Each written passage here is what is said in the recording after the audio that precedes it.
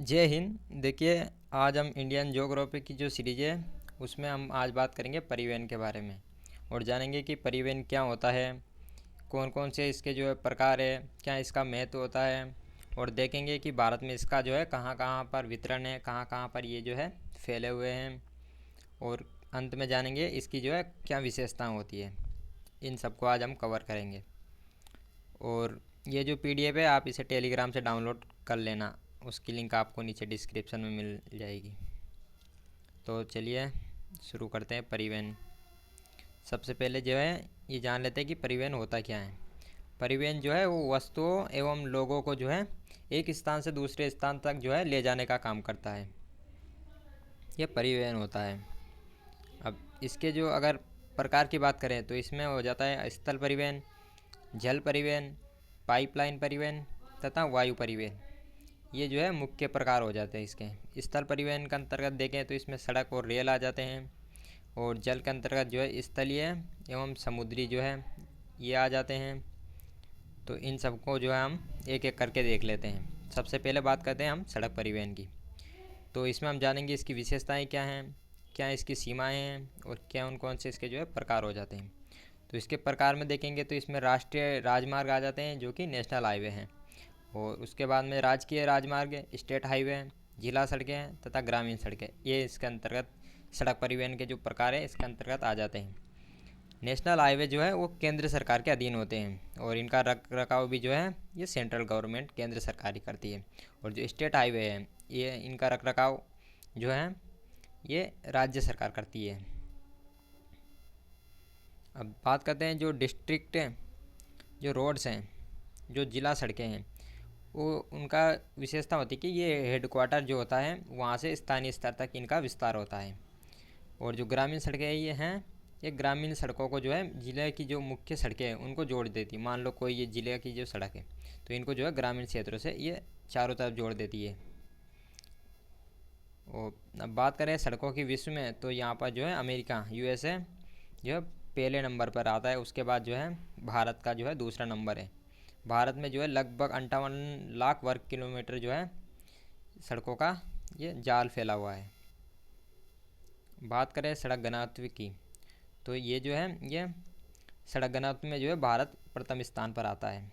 जैसे कि इसका सूत्र है सड़क की लंबाई बटा क्षेत्रफल इंटू 100, तो इसमें जो है भारत प्रथम स्थान पर आ जाता है। और जो सड़कें हैं ये लगभग 70% जो है वस्तुओं को ढोती है और 90% जो पैसेंजर्स हैं, लोग हैं, उनको ले जाने का काम करती है। इसकी विशेषताएं देखें तो ये जो है लचीली होती है और निर्माण जो है अपेक्षाकृत इनका आसान हो जाता है, सुलभ हो जाता है। और निजी उपयोग के रूप में जो है इनका अधिक उपयोग किया जाता है, वाहनों के रूप में, मोटर जो गाड़ियां हैं उनके रूप में।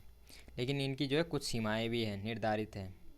जैसे कि हम क्या है कि अधिक भारी जो वाहन वहन क्षमता है उसको नहीं कर सकते हैं, प्रदूषण इससे ज़्यादा होता है, दीर्घकालीन ये जो है नहीं चलती है, जल्दी ही जो है इसमें गड्ढे ये हो जाते हैं और ये स्तरीय नहीं होती है तथा बनावट भी इनकी जो है सही नहीं होती है। ये इनकी जो है कुछ समस्याएं हो जाती हैं। अब यहाँ पर जो है बीआरओ की बात करते हैं, बॉर्डर रोड ऑर्गेनाइजेशन, जो सीमावर्ती क्षेत्रों में सड़कों का निर्माण करता है। अब इसके अंतर्गत कुछ परियोजनाएं जान लेते हैं। जैसे कि भारतमाला जो परियोजना है ये गुजरात से लेकर जो है ये असम मणिपुर तक जो है फैली हुई है, जिसमें कि जम्मू कश्मीर से होकर ये गुजरती है। ये सबसे बड़ी परियोजना है, सड़क परियोजना। उसके बाद जो है बात करते हैं पूर्व पश्चिम कॉरिडोर की बात करते हैं। तो इसमें जो है पूर्व पश्चिम में जो है असम के जो सिलचर से लेकर गुजरात के पोरबंदर तक जो है ये है। और नॉर्थ साउथ साउथ जो कॉरिडोर है वो श्रीनगर से जो है कोच्चि तक है। इस तरह ये जो है ईस्ट वेस्ट कॉरिडोर तथा नॉर्थ साउथ कॉरिडोर है और ये दोनों हैं ये आपस में झांसी में मिलते हैं। तो इनकी ये विशेषता हो जाती है। अब बात करते हैं गोल्डन कोऑर्डिनेटर की, स्वर्णिम चतुर्भुज की। तो इसमें जो है चार बड़े बड़े शहर जो है उनको जोड़ा गया है। जैसे दिल्ली हो गया, मुंबई हो गया, कोलकाता तथा चेन्नई, ये स्वर्णिम चतुर्भुज के अंतर्गत आ जाते हैं। उसके बाद ढोला सदिया जो ब्रिज है ये अरुणाचल प्रदेश और असम में जो है फैला हुआ है और भारत का जो है सबसे लंबा पुल है। अब रेल परिवहन के बारे में जान लेते हैं। इसमें हम देखेंगे इसके महत्व के बारे में, कौन कौन सी इसकी विशेषताएं हैं, क्या इसकी सीमाएं हैं, और अंत में जो है कुछ और महत्वपूर्ण बात कर लेंगे। तो इसमें इसकी विशेषताएं कि ये लंबी दूरी के लिए जो है सुलभ मानी जाती है और आरामदायक है, और अपेक्षाकृत जो है ये सस्ती होती है। कुछ सीमाएं भी इनके, जैसे कि पहाड़ी क्षेत्रों में इनका विकास कम हो पाता है, इनकी गुणवत्ता भी जो है कम ही मानी जाती है। अब यहाँ पर भारतीय जो रेल है उनकी पटरियों के बारे में जान लेते हैं। तो इसमें आ जाती है नैरो, स्टैंडर्ड तथा ब्रॉड की लाइन्स जो होती है। तो ये होती है लगभग 2 फीट के आसपास जो चौड़ी होती है पटरियाँ, ये होती है 4.8 फीट की, और ये होती है सबसे चौड़ी 5.6 फीट की। अब यहाँ पर कुछ वृहद जो कॉरिडोर है उनके बारे में जान लेते हैं। जैसे जो ईस्ट कॉरिडोर है वो लुधियाना पंजाब से लेकर धनकुनी पश्चिमी बंगाल तक ये जाता है, और जो वेस्ट कॉरिडोर है वो मुंबई से लेकर दादरी जो उत्तर प्रदेश में वहाँ तक जाता है। ईस्ट वेस्ट कॉरिडोर ये कोलकाता मुंबई को जोड़ता है, और जो नॉर्थ साउथ है वो दिल्ली चेन्नई को जोड़ता है। ईस्ट कॉरिडोर है ये खड़गपुर से विजयवाड़ा को जोड़ता है, और जो साउथ कॉरिडोर है वो चेन्नई से गोवा को जोड़ता है। अब जो रेलवे के जो मुख्यालय हैं उनको जान लेते हैं। जैसे कि जो मध्य रेलवे का मुख्यालय है वो मुंबई में स्थित है। जो ईस्ट का जो रेलवे का जो मुख्यालय है वो कोलकाता में है। जो उत्तरी रेलवे का मुख्यालय है वो नई दिल्ली में है। जो पश्चिमी रेलवे का मुख्यालय है वो मुंबई में है, और जो दक्षिणी रेलवे मुख्यालय है वो चेन्नई में है। तो ये प्रमुख मुख्यालय हो जाते हैं। अब आ जाते हैं पाइपलाइन के बारे में कुछ जान लेते हैं। जैसे कि इसमें पेट्रोल, गैस और जो कुछ आयरन के जो है इससे इनका परिवहन होता है। अब यहाँ पर कुछ पाइपलाइन और इनके ये जो है किसका परिवहन करती है इनको जान लेते हैं। जैसे जो नाहर कटिया नूनमती जो बरौनी है पाइपलाइन है वो पेट्रोलियम का ये परिवहन करती है। हजीरा विजयपुर जगदीशपुर ये जो है सबसे बड़ी पाइपलाइन है जो कि प्राकृतिक गैस का परिवहन करती है। और हल्दिया बरौनी ये पेट्रोलियम का परिवहन करती है। जामनगर लोनी पाइपलाइन जो है ये रसोई गैस का परिवहन करती है। कांडला हटिंडा जो है ये डीजल का परिवहन करती है। सलाया कोयली मथुरा ये जो पाइपलाइन है ये पेट्रोलियम का परिवहन करती है। मुंबई पुणे पाइपलाइन ये भी पेट्रोलियम का जो है परिवहन करती है। उसके बाद तापी ये जो है अंतर्राष्ट्रीय प्रस्तावित पाइपलाइन है जो गैस का परिवहन करती है। इसके बाद आ जाते हैं जल परिवहन पर। तो इसके अंतर्गत जैसे कि इसकी कुछ विशेषताएं हैं, और अंत में जानेंगे इसके प्रमुख बंदरगाह कौन कौन से हैं, और जानेंगे सागरमाला परियोजना इसके बारे में जानेंगे। तो इसकी विशेषताएं देख लेते हैं जल परिवहन के बारे में। तो ये जो है सस्ता बनाने की आवश्यकता नहीं होती है। पर्याप्त गहराई जो है इसकी होनी चाहिए। सस्ता ये परिवहन होता है, और प्रदूषण इससे कम होता है, और रखरखाव इसका आसान होता है। ये जल परिवहन की कुछ विशेषताएं हो जाती हैं।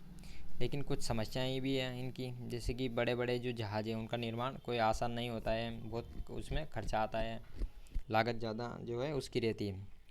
नदियों में अधिकांश समय जो है पानी की कमी हो जाती है, नदियाँ सूख जाती है, जिस कारण इनमें समस्याएं उत्पन्न हो जाती है।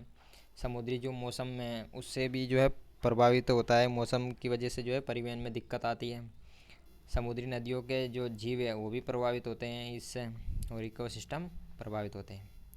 अब बंदरगाहों के बारे में जान लेते हैं। जैसे कि ये समवर्ती सूची के अंतर्गत आते हैं, जिसमें कि जो केंद्र सरकार का अधीन है वो बड़े बड़े बंदरगाह हो जाते हैं, जैसे कि कांडला गुजरात का बंदरगाह, और जो छोटे छोटे बंदरगाह हैं मीडियम बंदरगाह है वो राज्य स्टेट को सौंप दिए जाते हैं, जैसे कि मुंद्रा गुजरात।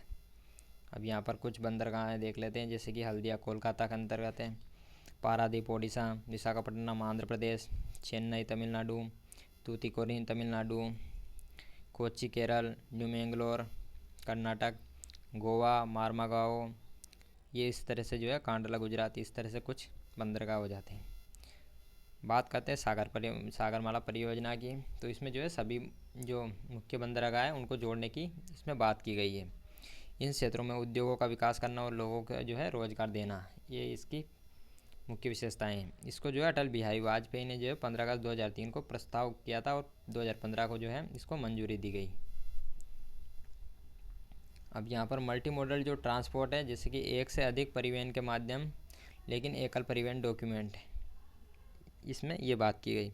और जो उड़ान एक्ट है वो 2016 में अब कुछ जैसे कि कुछ तथ्य जान लेते हैं हम। जैसे कि भारत में जो कुल 137 हवाई अड्डे हैं, जिसमें कि अंतर्राष्ट्रीय 23 है और 81 जो है घरेलू हैं।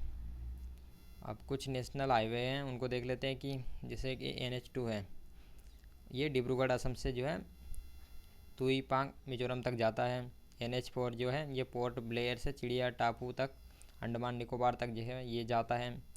जो नेशनल हाईवे 6 है, ये जोरबाट मेघालय से सीलिंग मिजोरम तक ये जाता है। NH8 है नेशनल हाईवे 8, एक जो है करीमगंज जो है असम से जो है सबरूम त्रिपुरा तक जाता है। और जो नेशनल हाईवे 16 है वो कोलकाता चेन्नई तक जाता है। और जो नेशनल हाईवे 19 है वो दिल्ली को कोलकाता से जोड़ता है। तो ये कुछ नेशनल हाईवे थे। तो ये कुछ परिवहन के बारे में कुछ जानकारी थी। अब मिलते हैं अगली वीडियो में।